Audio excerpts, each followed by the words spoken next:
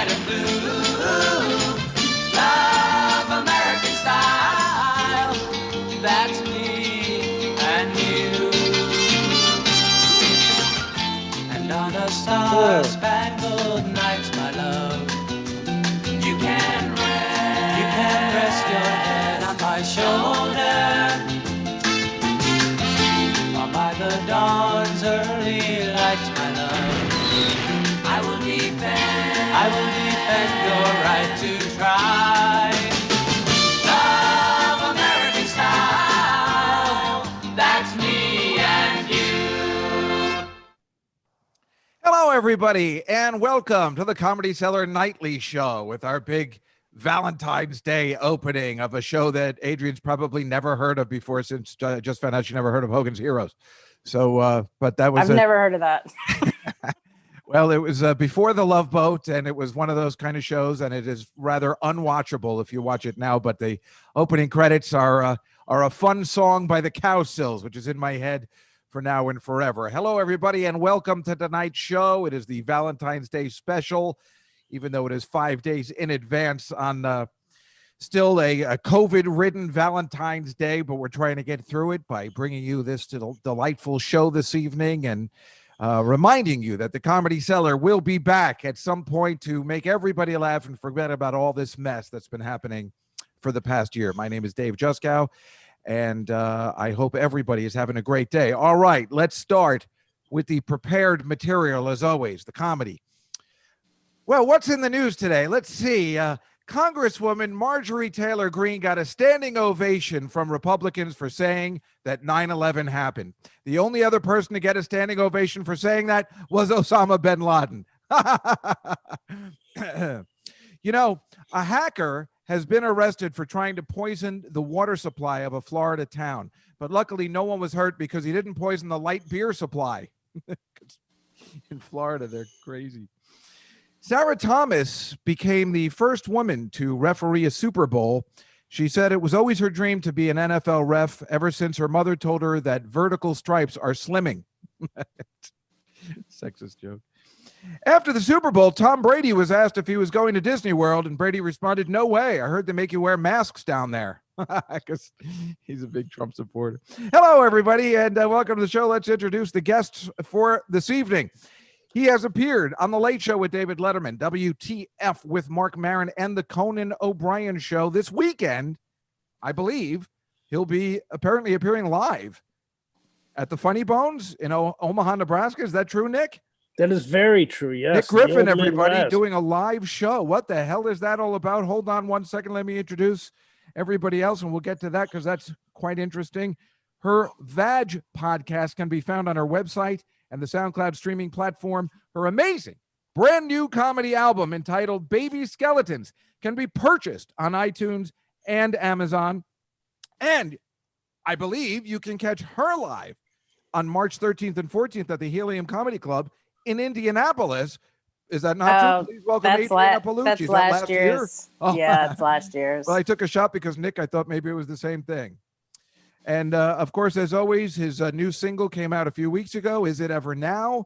We urge you to always go to iTunes and download and support our good friend, Colin Smith, everybody.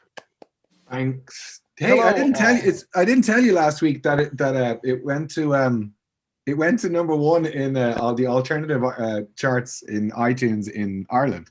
That's fantastic. I mean, isn't it awesome? Yeah, that's awesome. Congrats. Thanks very much. Somebody was just telling me, because, you had let me, oh, no, I didn't play that one. The song that you sang, I think our first week on the show, when people are listening, I played it, you let me play it on my podcast. People love it. I mean, they just love you, and they love this new song. I know my sister watches every week, and she loves it. This guy is just unbelievable. It's called Is It Ever Now? And it went to number one in his hometown. But you're going to get so late if you go there again. Like he's got to go all the way to Ireland to get laid, this guy. Do you believe that? Well, no. These days. Yep. Well, yeah, I suppose that's true. Anyway, wait a second. Nick, how are you performing live? There's a comedy club that does 25% capacity, and I'm going to do it. It's in Omaha, Nebraska.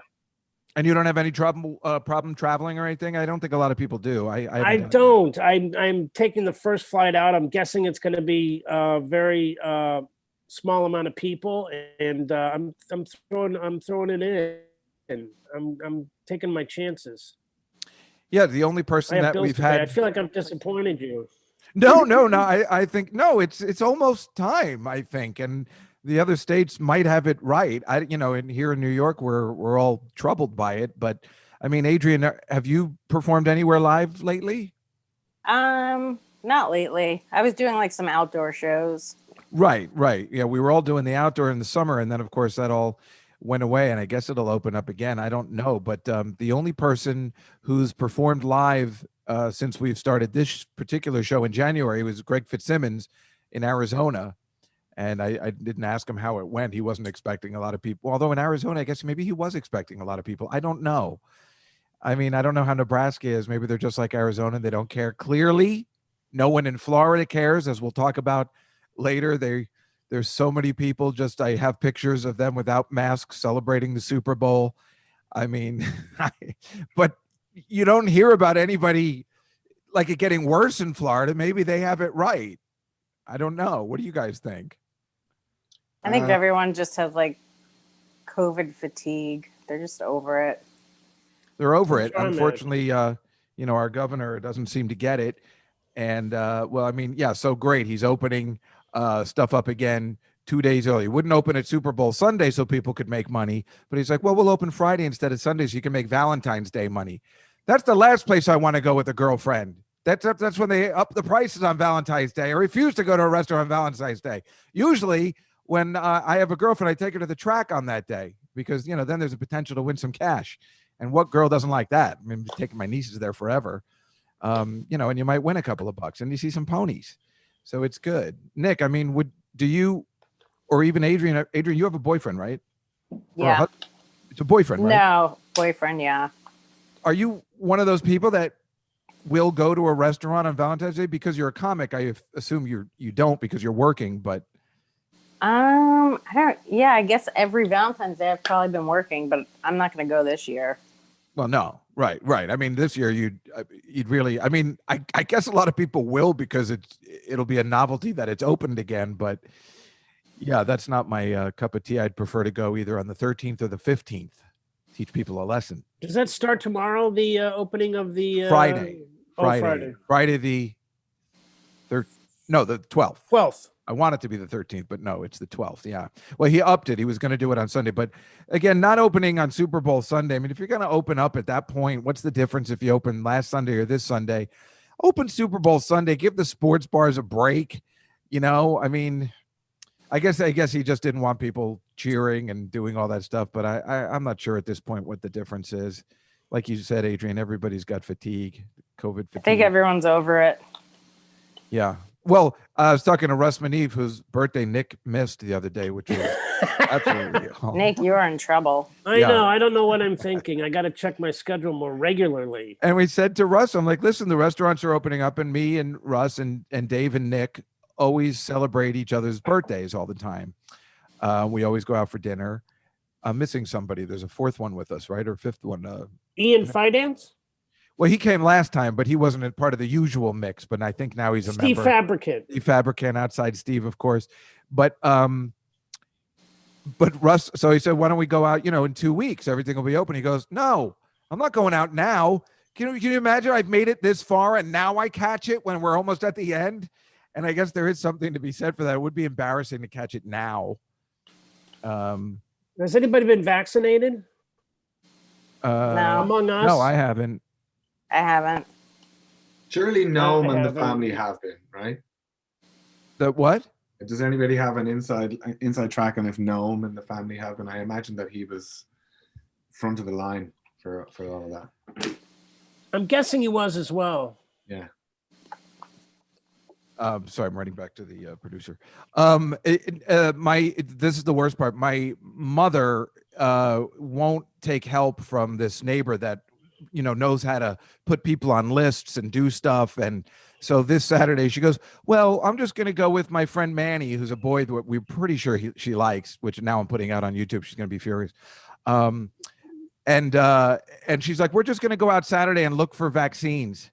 She was just, That's hilarious. so, like as if she was looking for Coke in the 80s. She was just, they were Right. going around. They did this past Saturday and just went to venues that might have vaccines. She's going to go to Citi Field and see if maybe they'll take her, just drive up without an appointment.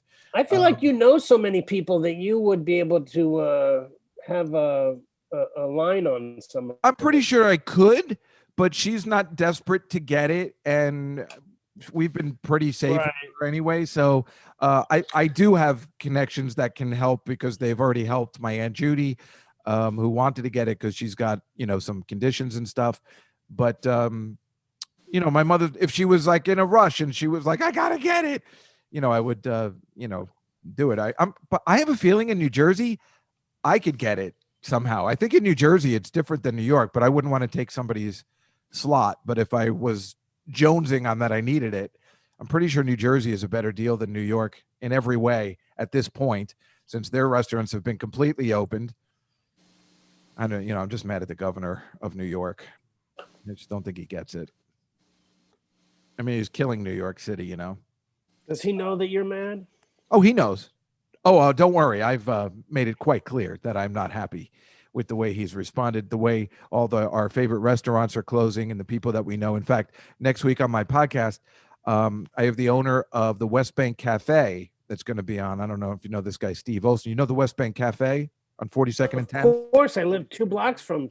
That's right. That's right. For years you did.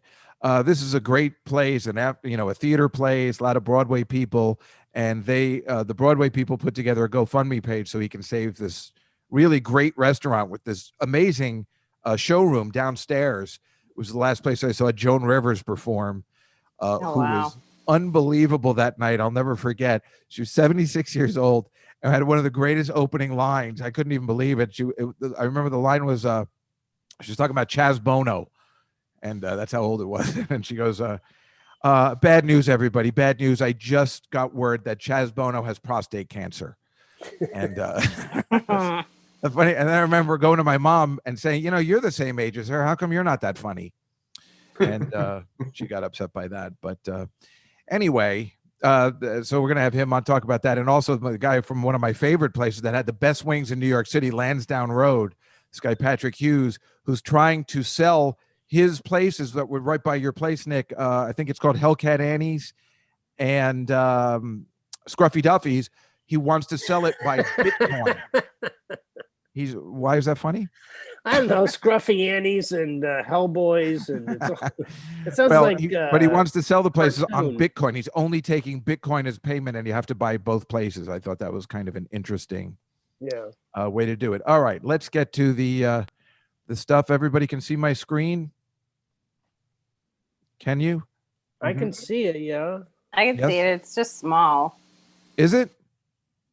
He's just in the thumbnails portion now. Oh, okay. I'm also on my phone, not a computer, so. Oh, wait. I don't know. Mike, am I having a trouble here? Oh, no, it's up. Okay. Oh, you're good. Got it.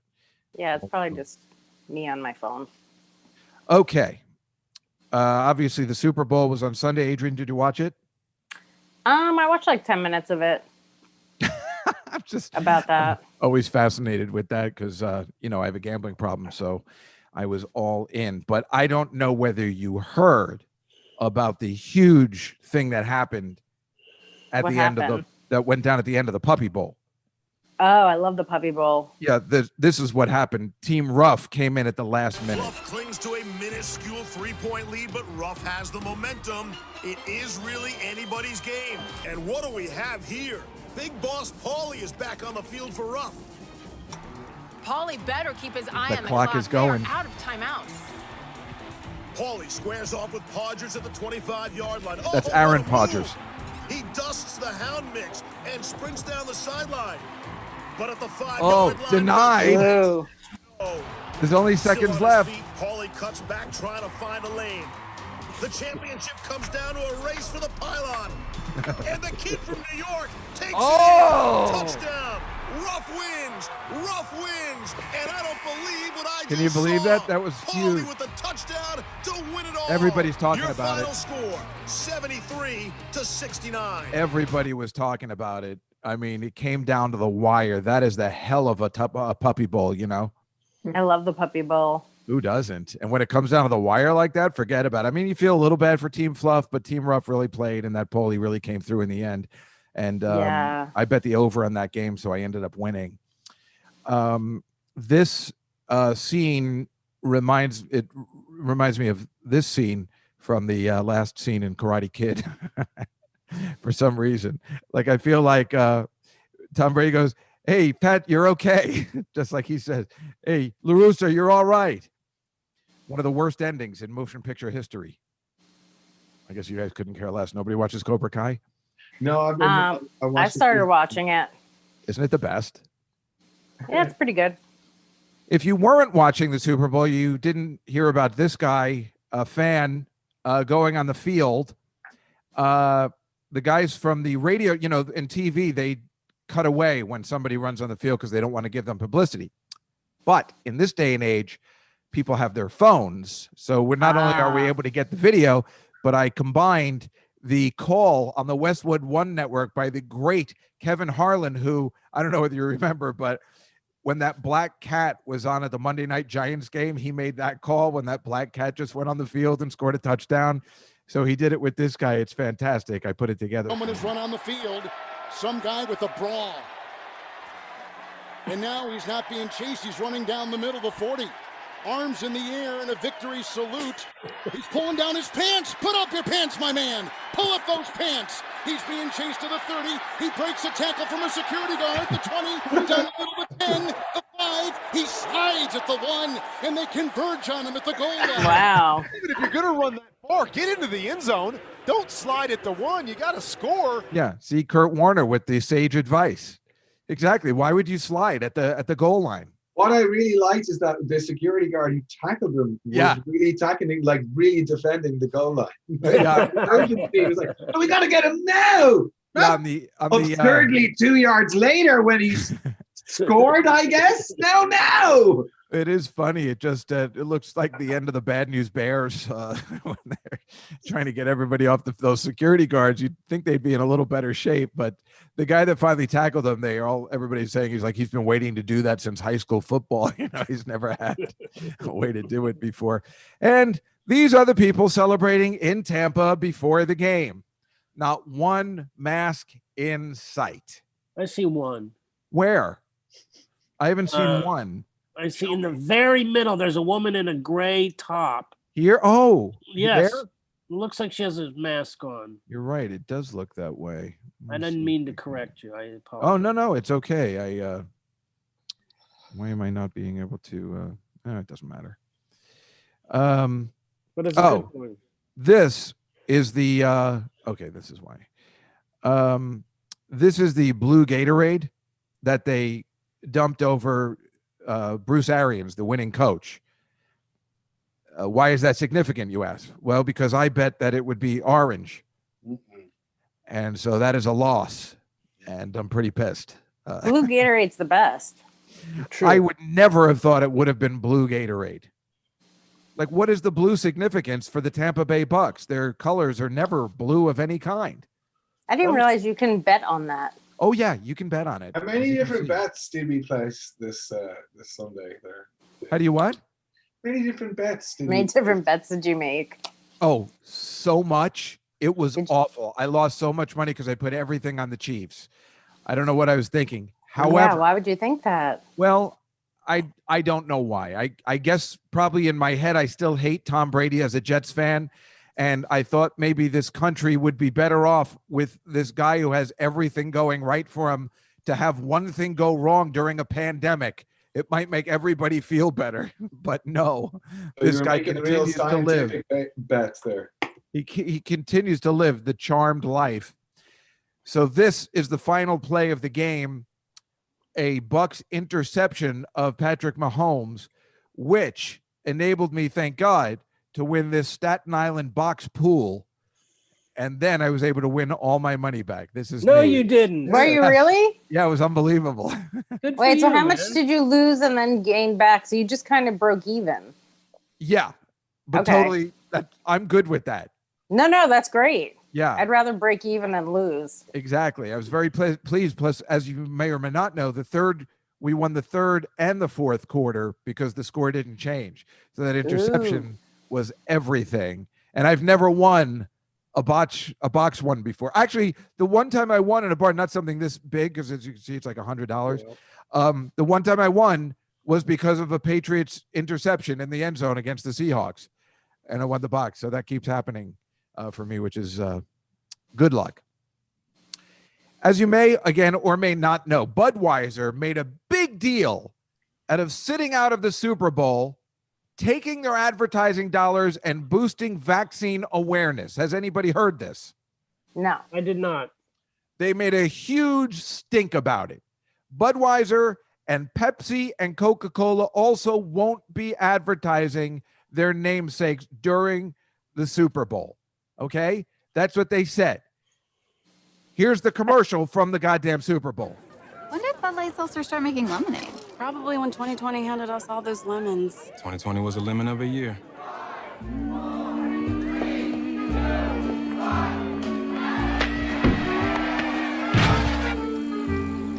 Monday, Tuesday, Wednesday, Thursday, Friday, Saturday, Sunday. I love you. January, February, into March and April. Okay, not only What a long commercial. What? What a long commercial. It's longer than this. I'm stopping it at the 30 second. No, I could tell. Yeah, it's super long. You think this didn't cost millions of dollars, this one scene alone? And am I wrong? Is Bud Light not associated with Budweiser anymore? Is that their gag? That's their workaround. What a bunch of dicks. This must have cost a fortune. Look at all the people, the actors, and they closed down an airport to film it. That must have cost money. I just don't understand what they're thinking. And then they're saying Pepsi also is not advertising. They're the host of the goddamn halftime show. The hell am I missing? I think you're onto something. They're just lying to us? Yes, you're uncovering some dishonesty in the Super Bowl. Yeah, that's right. Oh, no, we're going to make all the money go to vaccine awareness. What's that? What is? Did Coca-Cola also advertise, or were they the only ones that didn't? I don't know. I only remember when I saw that Pepsi said they weren't doing it. I'm thinking to myself, I'm positive Pepsi hosted the halftime show. So I don't know about Coke, but I was positive that Bud Light Seltzer is related to Budweiser. And the nerve of them saying, "Oh, we're doing the great thing. We're not gonna advertise," and then it's clear to me that they've advertised. Speaking of advertising, the reason why I asked Nick to be on this Valentine's show is because look, he loves doing bitter Valentine themed shows. Where was that? This is from 2013 down in Kentucky. Oh my God! Where did you find that? Oh, it's hard. I do a deep dive on the internet. Oh my gosh! I'm mad at you for showing that. Why? You look amazing. Yes, I know. You should be ashamed of yourself. You're a very handsome man. And speaking of handsome, this album, thank you, Baby Skeletons, is awesome. Is that your dog, Adrienne? Yes, that's my little bug. She's I love it. She is 8, and then I just got a puppy for Christmas. That's God, that's way cuter. Oh, that's great. I love when lovely. people put their animals. That's why I liked Marina's album cover, because it had her cat at the door. So I love that kind of stuff. Yes. And this album came out around Christmas time, and Adrienne and I were going back and forth, and I'm like, boy, you've managed to put out an album during COVID that everyone is jealous about. Well done. No one is jealous about it. I think they are. This is a place we showed a couple of weeks ago called Interrobang, and this was one of the top 11 albums of 2020. And they say clearly on the bottom, it's not out yet, so none of you have heard it, but we have. And they voted it the number 11th album of 2020, which is a big deal that it just comes out like the day before voting starts, and your album made number 11. Now, there was no way you were going to beat apparently Bonnie McFarlane, who we had on this show a few weeks ago, who won Album of the Year. But I think this is a little skewed because, who also won? Her husband twice, and then a bunch of dudes. Didn't look like you had much of a chance. So I feel for you to be even considered in that category means you had a kick-ass album. Women are paving the way for comedy. Well, think about this. We're gonna do big things. What's the most exciting thing in the news today? Reddit. Reddit is where the action is with the people, and the people have spoken. They love Adrienne's album. Reddit. Those three Reddit people is causing a stir on Wall Street. I'm just named saying. Quarter-Inch Pounder. Yeah, but these people, Adrienne, will tell you if they'll let you know if they didn't like it. Well, thank you for finding that. I have you're 3 welcome. fans. Well, that's why we also have Nick's album, and which is called "Cheer Up," which is that's actually a video performance, right? A stand-up Yeah, special. that's on the old Amazon there. Amazon, and of course, you can find 5 out of 5 stars from Joe from Colorado. All right, Joe. But no, it is really great. But it's great to see these good reviews, and the only reason I put it up is because I have a movie out on Amazon called Turbocharged: The Unauthorized Story of the Cars. It's me and David Tell and Jonathan Catch and John Benjamin. And the reviews for that are mostly watch something else, anything else. What a terrible movie. I like the Cars, too. And it continues to go on. Well, you might like the Cars, but you might not like this movie. That's me on top of the car in a Candy O album. I remember. Inspired, yeah. Apparently people didn't care for the movie that much. So you guys should be lucky. People definitely speak their minds on Amazon and Reddit, and they like your stuff. So be grateful. This is Michael Regan. He is the new head of the EPA. I don't know if you know about this. No. And we're hoping that this isn't a phony baloney picture and he's a nice guy and not like Russ Cargill from the Simpsons movie, who was the head of the EPA who tried to destroy Springfield. Where the president said, "I get paid to lead, not to read."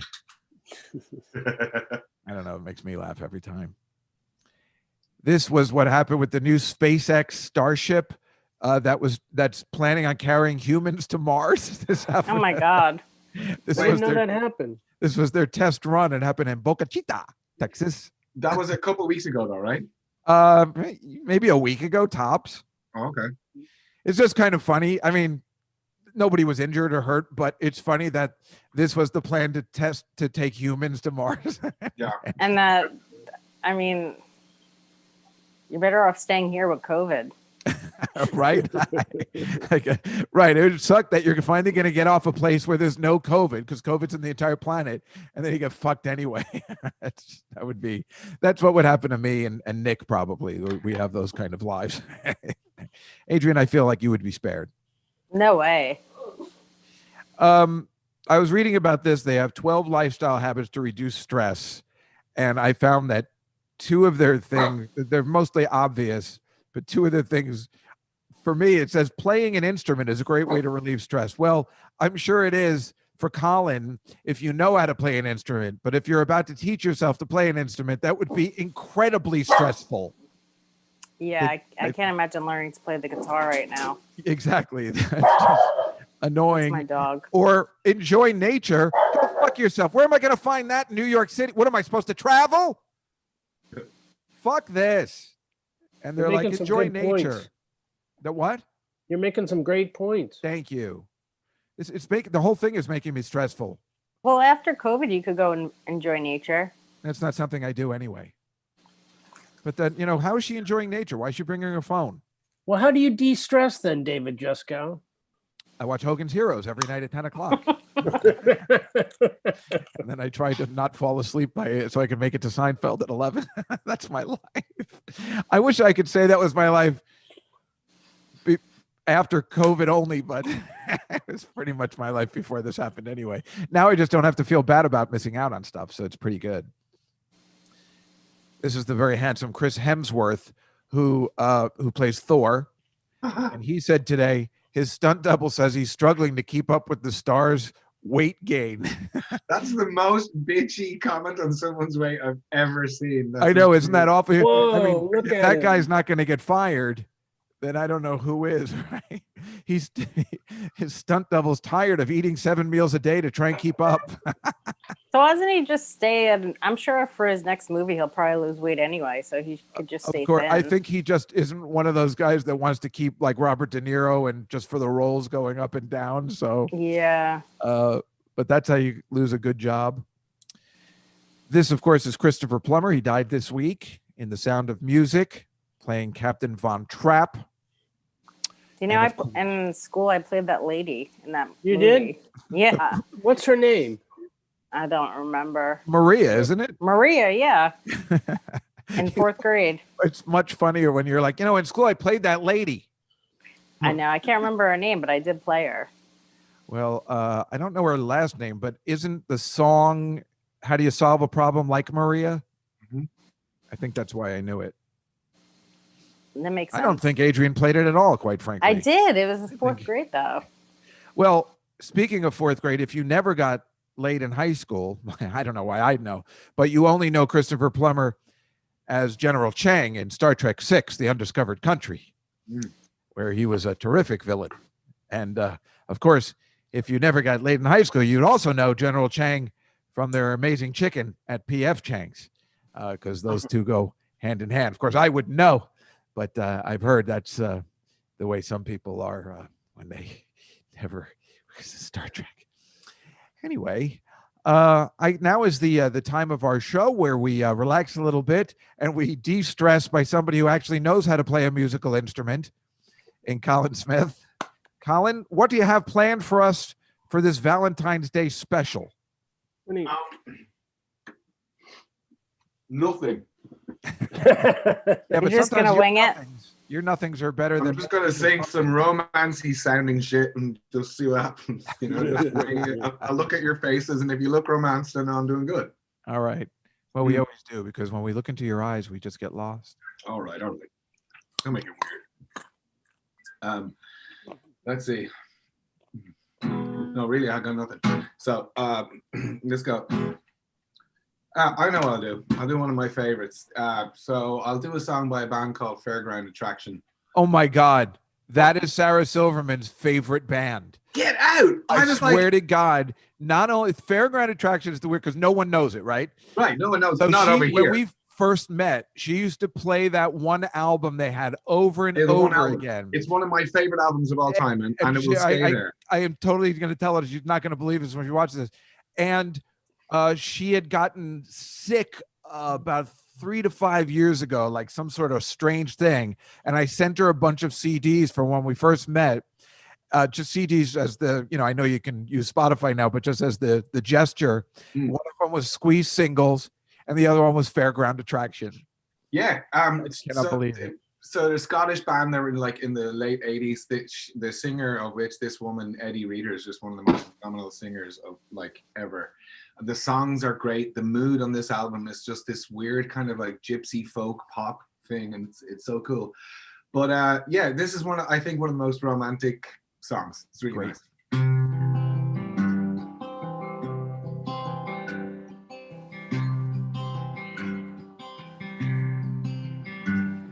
Stars on the westway go on. Sorry, the lights on the westway go on. A million cars hurry home. An ice cream van shuts off its tinsel bells. Winter won't be long. I see you every day. I watch as you walk down this way. We pass on the stairs of this council block, too shy to find words to say. But your heart is a kind that prays for love, and your heart is a kite that longs to fly. Hallelujah, here I am. Let's cut the strings tonight. I'll get them right by the second chorus. So meet me on the corner at 8. Let's get out of this place, and we'll kiss the first of a million kisses. Let the past fly away. For your smile there's a prayer that prays for love, and your heart is a kite that longs to fly. Hallelujah, here I am. Let's cut the strings tonight.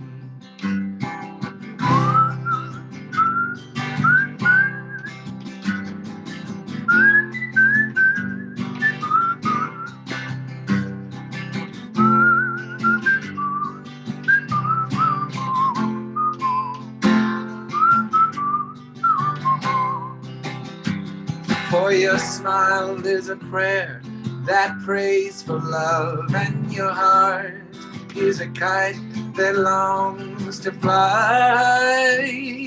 Hallelujah, here I am. Let's cut the strings tonight, and we'll kiss the first of a million kisses. Yeah.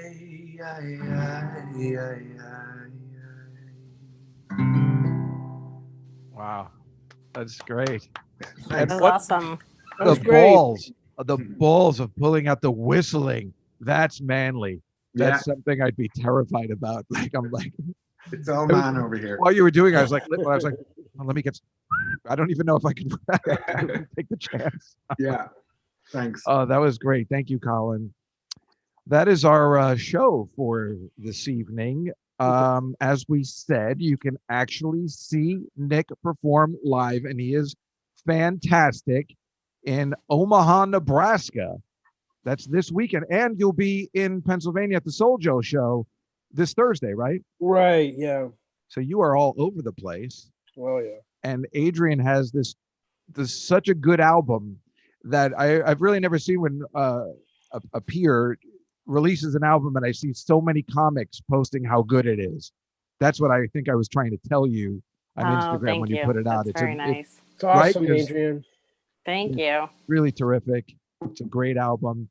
And Adrienne's a really terrific comic too. I would give you her dates, but apparently those were last year's dates. Those were yeah. Everyone thinks I'm crushing it this year. I'm like, those are last year's dates. I'm just gonna leave them up. Remember, it is all about like I said, the fear of missing out and all that kind of stuff. So like on Instagram, everybody thinks that, boy, you're having a great time during the pandemic. I'm like, if that's what it looks like to you, fine with me. Thank you. Colin, obviously you have your song, Is It Ever Now, which you can purchase, and you're coming out with an album, right? No, I'm just gonna keep doing singles for the foreseeable. I was gonna do a record last year, and then I was like, fuck this. So it's much easier to focus on just a song and a video at a time. So did you know that today, on February 9th, 60 years ago, the guys behind you officially changed their name to the Beatles from the Quarrymen? Did you guys know that? You guys keep secrets, you know? It's only us in the whole place, so don't fucking keep shit to yourself. It's weird. Anyway, yes, that's our show. Obviously, press the donate button if you've had an entertaining time this evening in the chat room. Our guests next week, we had a little change in scheduling. Our guests next week will be Tom Papa and Wendy Liebman. And in 2 weeks, the great Dave Bryan from Bon Jovi, daughter Gabby Bryan. And that should all be interesting in the weeks to come. The Comedy Cellar Nightly Show. I hope everybody has a